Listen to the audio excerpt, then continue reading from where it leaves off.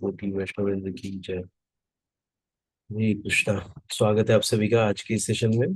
तो हम लोग आज पढ़ने वाले हैं श्रीमद् भगवद गीता और श्लोक संख्या 22। मैं स्क्रीन शेयर करता हूँ।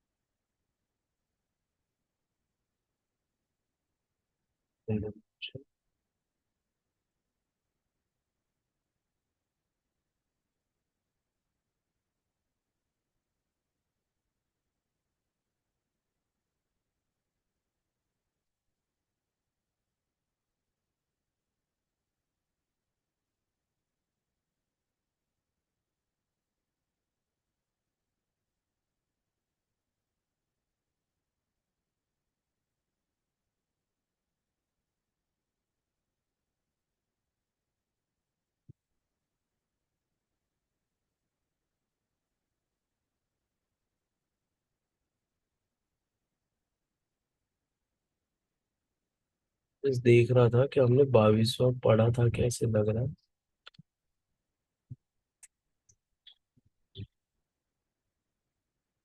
पढ़ लेते हम लोग फिर से। सतया श्रद्धया युक्त स्याराधनम आराधनम इहते लभते च ततः कामान् एव विहितान् हितान्।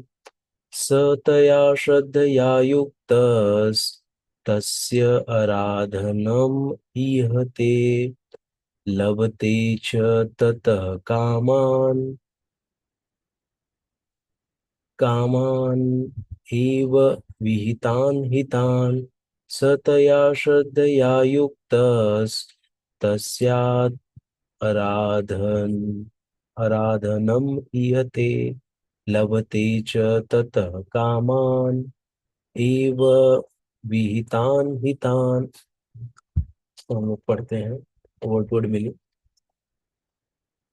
सह वह तया उस श्रद्धया श्रद्धा से युक्त युक्त तस्य उस देवता की आराधना पूजा के लिए इहते आकांक्षा करता है, लभते प्राप्त करता है, च तथा ततः उससे कामान इच्छाओं को मया मेरे एव ही विहितान व्यवस्थित ही निश्चय ही तान उन। हम्म, हम्म, तो ये पढ़ते वक्त मैं अलग पढ़ा। लभते च ततः कामान मयेव विहितान हितान। मई मई मया एव मय एव। ऐसी श्रद्धा से समन्वित वह देवता विशेष की पूजा करने का यत्न करता है और अपनी इच्छा की पूर्ति करता है, किंतु वास्तविकता तो यह है कि ये सारे लाभ केवल मेरे द्वारा प्रदत्त है ना, भगवान के द्वारा ही सारे जो लाभ है भगवान के द्वारा ही दिए जाते हैं जीव को। तात्पर्य, देवतागण परमेश्वर की अनुमति के बिना अपने भक्तों को वर नहीं दे सकते। जीव भले ही यह भूल जाए कि प्रत्येक वस्तु परमेश्वर की संपत्ति है, किंतु देवता इसे नहीं भूलते। अतः देवताओं की पूजा तथा वांछित फल की प्राप्ति देवताओं के कारण नहीं, अपितु उनके माध्यम से भगवान के कारण होती है। अल्पज्ञानी जीव इसे नहीं जानते, अतः वे मूर्खतावश देवताओं के पास जाते हैं, किंतु शुद्ध भक्त आवश्यकता पड़ने पर परमेश्वर से ही याचना करता है।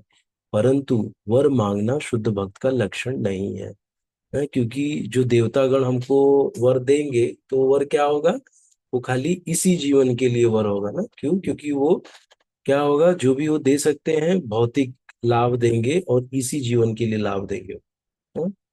जो ये हमारा करंट जीवन है। और भगवान जो लाभ देंगे हमको, भगवान से जो लाभ मिलेगा वो हमेशा के लिए उस आत्मा के लिए लाभ होगा, ना? ऐसा। लेकिन जैसे हमको कोई भौतिक लाभ भी चाहिए, उसके लिए भी कह रहे हैं कि भगवान के पास जाइए। भगवान इच्छा पूर्ति का, क्योंकि इनडायरेक्टली कोई भी इच्छा वो नहीं दे पूरा कर सकते ना, भगवान ही उनके माध्यम से जो भी वर मांगता है उसको देते हैं। लेकिन यहाँ पे एक चीज और करें, किंतु शुद्ध भक्त आवश्यकता पड़ने पर परमेश्वर से ही याचना करता है, परंतु वर मांगना शुद्ध भक्त का लक्षण नहीं है। तो हम लोग क्या है कि शुद्ध भक्त बनने का प्रयास कर रहे हैं ना, तो हमारा वो लक्ष्य नहीं होना चाहिए ना, हमारा वो लक्षण नहीं होना चाहिए वर मांगने का। जीव सामान्यतया देवताओं के पास इसलिए जाता है क्योंकि वह अपनी इच्छाओं की पूर्ति के लिए पगलाया रहता है। बहुत सारी इच्छाएं रहती है ना, बहुत सारी इच्छाएं रहती है, तो ना लिटरली पगलाया ही रहता है ना। इसलिए इसमें यहाँ पे प्रभुपाद जी ने ऐसा ही वर्ड यूज किया है, क्योंकि अपनी इच्छाओं की पूर्ति के लिए वो पगलाया रहता है। ऐसा तब होता है जब जीव अनुचित कामना करता है जिसे स्वयं भगवान पूरा नहीं करते। चैतन्य चरितामृत में कहा गया है कि जो व्यक्ति परमेश्वर की पूजा के साथ साथ भौतिक भोग की कामना करता है वो परस्पर विरोधी इच्छाओं वाला होता है। परमेश्वर की भक्ति तथा देवताओं की पूजा समान स्तर पर नहीं हो सकती, क्योंकि देवताओं की पूजा भौतिक है और परमेश्वर की भक्ति नितांत आध्यात्मिक है। भगवान की भक्ति क्या है, नितांत आध्यात्मिक है। और देवताओं की पूजा क्या है, यहाँ पर भौतिक कहा गया है।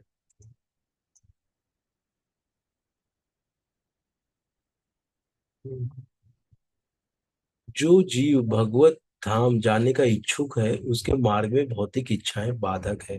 अतः भगवान के शुद्ध भक्त को वे भौतिक लाभ नहीं प्रदान किए जाते जिनकी कामना अल्पज्ञ जीव करते रहते हैं, जिसके कारण वे परमेश्वर की भक्ति न करके देवताओं की पूजा में लगे रहते हैं।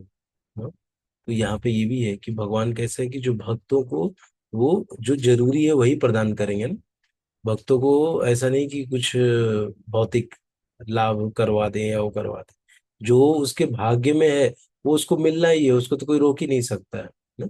ऐसे नहीं कि कोई उसको रोक देगा, बाबा इसको नहीं मिलना चाहिए, नहीं।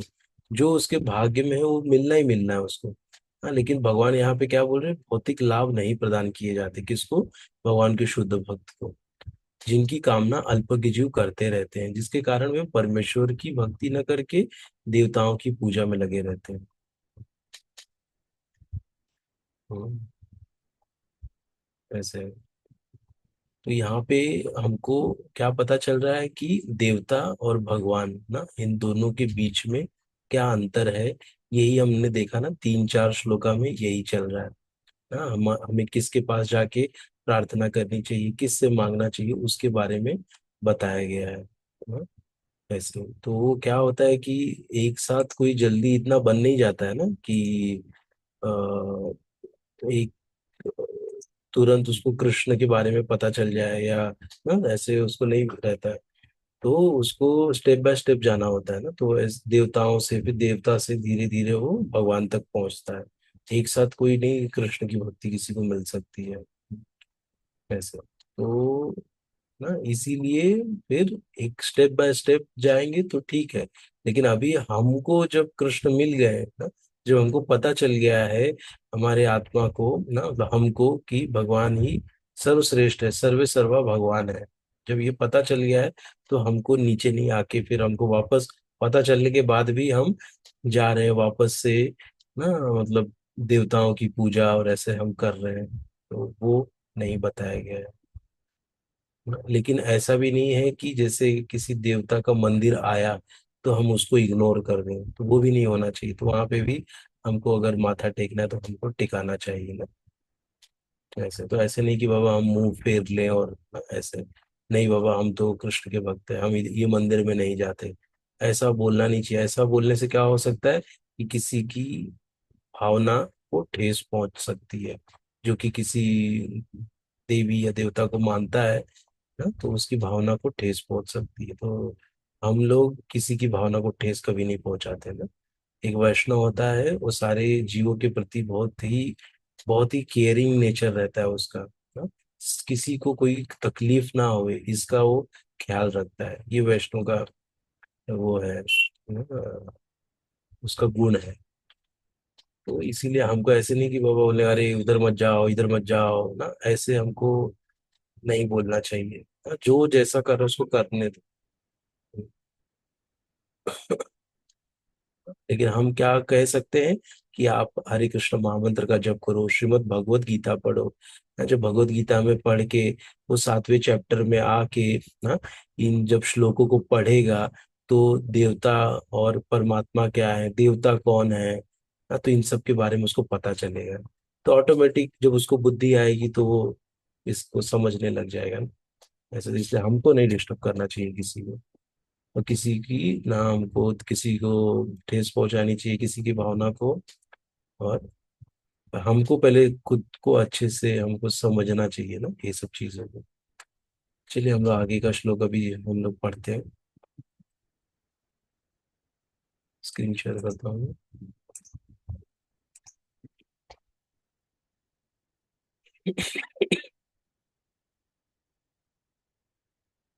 23वां श्लोक है।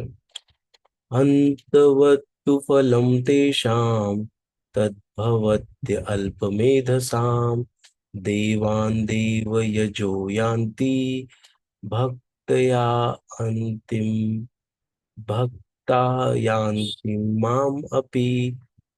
हम्म, मद्भक्ता यान्ति माम अपि। अन्तवत्तु फलं तेषां तद्भवत् तद् तद्भवति अल्पमेधसाम्। हम्म, देवान् देवयजो यान्ति मद्भक्त यान्ति मामपि। अन्तवत्तु फलं तेषां तद्भत् तद्भवति तद्भवत्य अल्पमेधसाम् देवान् देवयजो यान्ति मद्भक्त्यान् यान्ति माम् अपि। अंतवत नाशवान तू लेकिन, फलम फल, तेषाम उनका, तत् वह भवती होता है, अल्प मेधसाम अल्पज्ञों का, देवान देवताओं के पास, देव यजह देवताओं को पूजने वाले, यान्ति जाते हैं, मत मेरे, भक्ता भक्तगण, यान्ति जाते हैं, माम मेरे पास, अपि भी। अल्प बुद्धि वाले व्यक्ति देवताओं की पूजा करते हैं और उन्हें प्राप्त होने वाले फल सीमित तथा क्षणिक होते हैं। देवताओं की पूजा करने वाले देवलोक को जाते हैं, किंतु मेरे भक्त अंततः मेरे परम धाम को प्राप्त होते हैं। एक मिनट।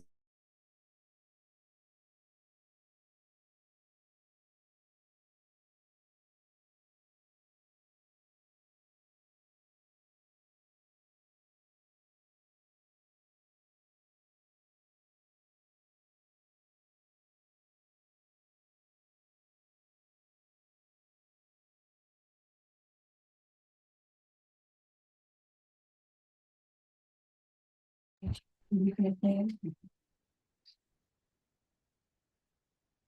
बनी। नहीं।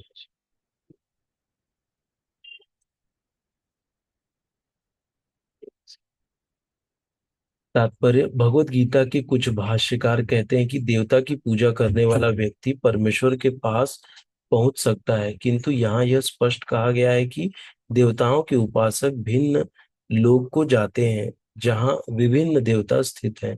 ठीक उसी प्रकार जिस तरह सूर्य की उपासना करने वाला सूर्य को या चंद्रमा का उपासक चंद्रमा को प्राप्त होता है, इसी प्रकार यदि कोई इंद्र जैसे देवता की पूजा करना चाहता है, तो उसे पूजे जाने वाले उसी देवता का लोक प्राप्त होगा।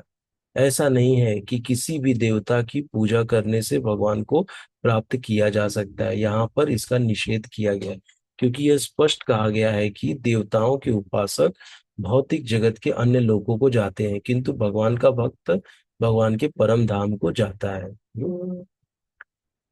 तो अंतर यही है कि अगर भगवान के परम धाम में गए तो वापस लौट के आने का वो नहीं रहता है। लेकिन अगर हम लोग ना देवता को करेंगे, देवता के धाम में जाएंगे, वापस से लौट लौट सकते हैं यहाँ पे। यहाँ पर यह प्रश्न उठाया जा सकता है कि यदि विभिन्न देवता परमेश्वर के शरीर के विभिन्न अंग हैं, तो उन सबकी पूजा करने से एक ही जैसा फल मिलना चाहिए। किंतु देवताओं के उपासक अल्पज्ञ होते हैं, क्योंकि वे यह नहीं जानते कि शरीर के किस अंग को भोजन दिया जाए। उनमें से कुछ इतने मूर्ख होते हैं कि वह यह दावा करते हैं कि अंग अनेक है, अतः भोजन देने के ढंग अनेक हैं। किंतु यह बहुत उचित नहीं है। क्या कोई कानों या आंखों से शरीर का भोजन पहुंचा सकता है? वे यह नहीं जानते कि ये देवता भगवान के विराट शरीर के विभिन्न अंग हैं, और वे अपने अज्ञानवश यह विश्वास कर बैठते हैं कि प्रत्येक देवता पृथक ईश्वर है और परमेश्वर का प्रतियोगी है। न केवल सारे देवता अपितु सामान्य जीव भी परमेश्वर के अंग अंश हैं। श्रीमद् भागवत में कहा गया है, ब्राह्मण परमेश्वर के सिर हैं, क्षत्रिय उनकी बाहें हैं, वैश्य उनकी कटी तथा शूद्र उनके पांव हैं। इन सब के अलग अलग कार्य हैं। यदि कोई देवताओं को तथा अपने आप को परमेश्वर का अंश मानता है, तो उसका ज्ञान पूर्ण है, किंतु यदि वह इसे नहीं समझता तो उसे भिन्न लोकों की प्राप्ति होती है, जहाँ देवतागण निवास करते हैं। यह वह गंतव्य नहीं है जहाँ भक्तगण जाते हैं। देवताओं से प्राप्त वर नाशवान होते हैं, क्योंकि इस भौतिक जगत के भीतर सारे लोग, सारे देवता तथा उनके सारे उपासक नाशवान है ना, मतलब नष्ट हो जाते हैं। अतः इस श्लोक में स्पष्ट कहा गया है कि ऐसे देवताओं की उपासना से प्राप्त होने वाले सारे फल नाशवान होते हैं। अतः ऐसी पूजा केवल अल्पज्ञों द्वारा की जाती है ना। अल्पज्ञ मतलब सुकम बुद्धि है। चूंकि परमेश्वर की भक्ति में, कृष्ण भावनामृत में संलग्न व्यक्ति ज्ञान से पूर्ण दिव्य आनंदमय लोक की प्राप्ति करता है, अतः उसकी तथा देवताओं के सामान्य उपासक की उपलब्धियां पृथक पृथक होती हैं। परमेश्वर असीम है, उनका अनुग्रह अनंत है, उनकी दया भी अनंत है। अतः परमेश्वर की अपने शुद्ध भक्तों पर कृपा भी असीम होती है। भगवान का क्या है, सब लिमिटेड नहीं है, नाशवान नहीं है, ना नश्वर नहीं है, और कोई किसी चीज की कोई सीमा नहीं है ना, सीमित नहीं है। इसीलिए क्या है, उनका सब कुछ असीम है। तो ऐसे जब परमेश्वर की असीम असीम जो है सब मायने में, तो उनकी जब कृपा मिलेगी, तो हमको क्या होगा कि हमको ना हर चीज की असीमता की लाभ मिलेगी ना। मतलब जो भी अपने को दया मिलेगी वो भी अनंत होगा, कृपा मिलेगी वो भी अनंत कृपा होगी। ऐसा। हम्म। तो ऐसे ही है कि हम जैसे जिसके साथ में जैसा हम करेंगे भक्ति ना, जिसकी भी मतलब भक्ति तो खाली किसकी होती है, विष्णु तत्व की होती है ना, कृष्ण की। विष्णु और तत्व जो है उनकी भक्ति होती है। जैसे हम बोलते हैं ना, बाकी के भक्त भक्त खाली भगवान के ही भक्त होते हैं ना, बाकी के हम भक्त ऐसा नहीं बोल सकते एक्चुअली ना, वर्ड यूज नहीं कर सकते। लेकिन चूंकि आजकल सब लोग बोलते हैं इसके भक्त है, उसके भक्त है, लेकिन जो भक्त है मतलब वो खाली विष्णु तत्व के, भगवान श्री कृष्ण, विष्णु तत्व के ही भक्त हो सकते, बाकी किसी के नहीं। तो इसीलिए जब ऐसे विष्णु तत्वों के जो कृपा से ना, परमेश्वर की कृपा जब हमको मिलेगी तो वो असीम होगी। जैसे हम देख सकते हैं कि देवता का बताया ना कि देवता की अगर हम उपासना करेंगे तो उनके जो धाम है उस उन धामों में जाएंगे, और उनका धाम कहाँ है, इस भौतिक जगत में ही है। तो भौतिक जगत में जाके वापस से हम फिर से यहाँ पे लौटेंगे ना। लेकिन भगवान का धाम क्या है, वो है ना, वो इससे परे है, भौतिक जगत से आध्यात्मिक धाम है, तो वहां से लौटते नहीं वैसे। और क्या बताए कि जड़ में पानी डालो ना। जैसे सब लोग बोलते हैं ना कि कहीं भी डालो तो भगवान तक ही पहुंच रहा है ना, ऐसा नहीं है। जब कान में पानी खाना डालोगे तो क्या हमारे पेट में पहुंचेगा क्या? नहीं पहुंचेगा ना। तो वैसा ही है, तो उनको ना भगवान मतलब जड़ में पानी डालना मतलब भगवान श्री कृष्ण की भक्ति करना, ऐसे। वही जड़ है बताया गया है।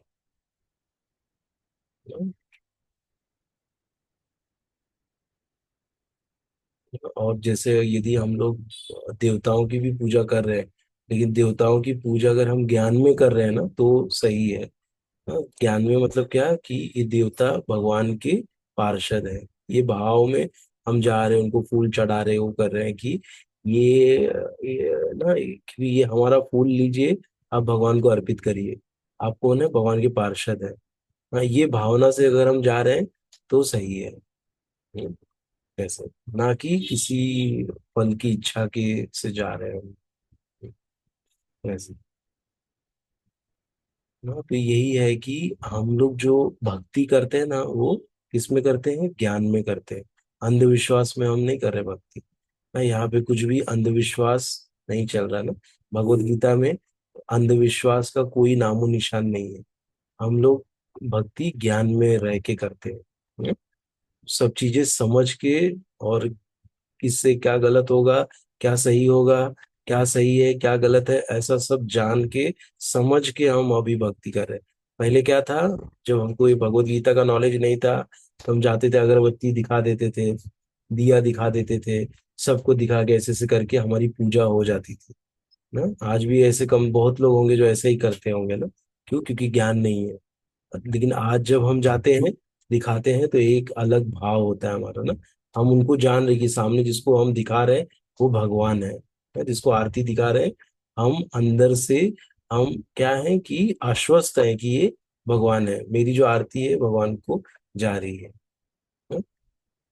और ऐसे नहीं कि मैं अंधविश्वास से बाबा आज आरती दिखा देता हूँ नहीं तो मेरा आज का दिन बुरा हो जाएगा, या मेरे को कृपा नहीं मिलेगी ना, इस डर से भी हम नहीं करते भक्ति अभी। तो भक्ति हम किस लिए करते हैं, भगवान की प्रसन्नता के लिए, भगवान को प्रसन्न करने के लिए, ना कि डर से करते हैं, ना ही किसी लाभ से अपने लाभ के लिए करते हैं। यही अंतर होता है किसी और भक्त, किसी और मनुष्य में जो कि भगवान का भक्त नहीं है और जो भगवान का भक्त है। भगवान का जो भक्त होता है वो भगवान की प्रसन्नता के लिए कार्य करता है। ठीक है? यही अंतर होता है।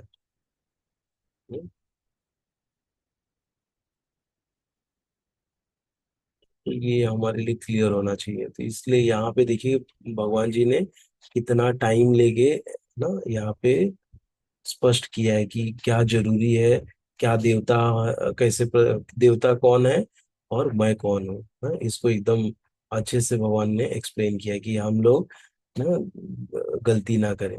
हम्म, हम लोग सही चीज की, सही चीज को मतलब सही व्यक्ति की हम पूजा करें। हाँ, इसका हमको स्पष्ट स्पष्ट किया है भगवान जी ने यहाँ पे, इन श्लोकों के माध्यम से। ठीक है, तो आज हम लोग यहीं तक पढ़ेंगे।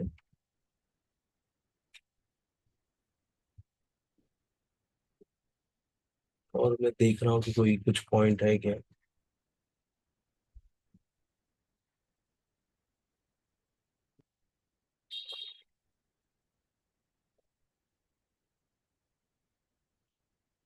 तो एक जैसे बताया कि भगवान का जो ब्राह्मण परमेश्वर के सिर है, क्षत्रिय बाहें, वैश्य कटी, शूद्र उनके पांव है ना? तो ये बताया गया है, लेकिन कुछ लोग इसको भी क्या कर देते हैं कि बोलते हैं ना कि सांप्रदायिकता और जातिवाद से इसको जोड़ देते हैं ना, और बोलते हैं कि अरे हमको तो शूद्रों को तो पाँव पे रख दिया है ना, ऐसे करके बोल देते हैं कि ब्राह्मणों को सर पे बिठाया है भगवान के ना।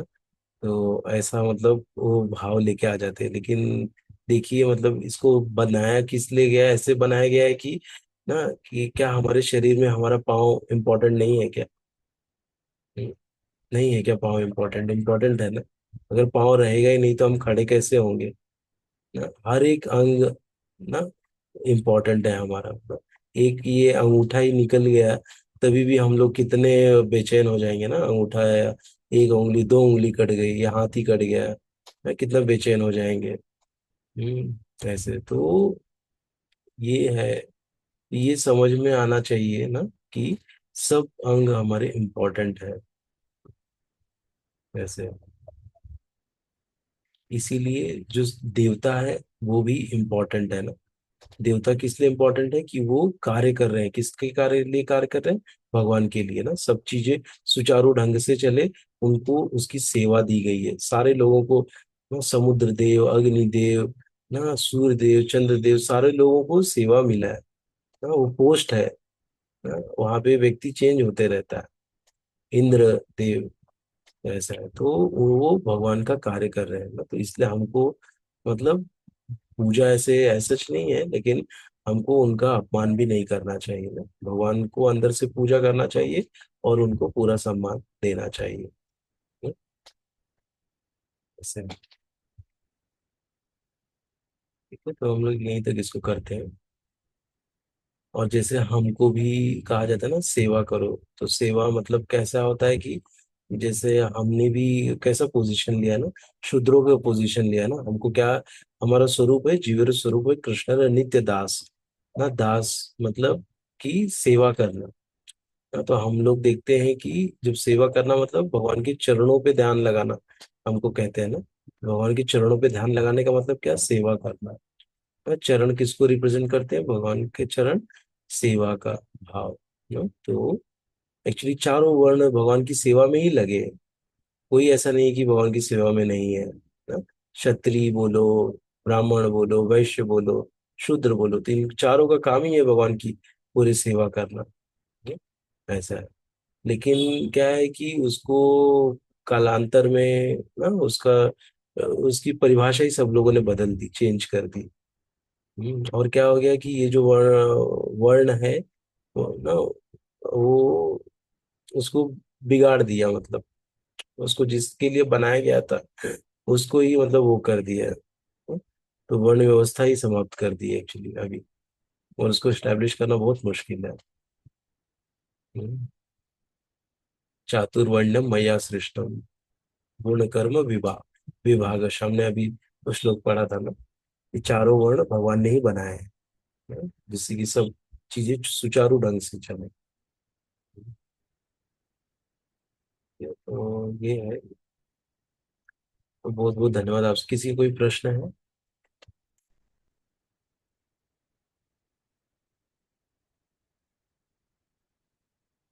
पूछ सकते हैं। ठीक है।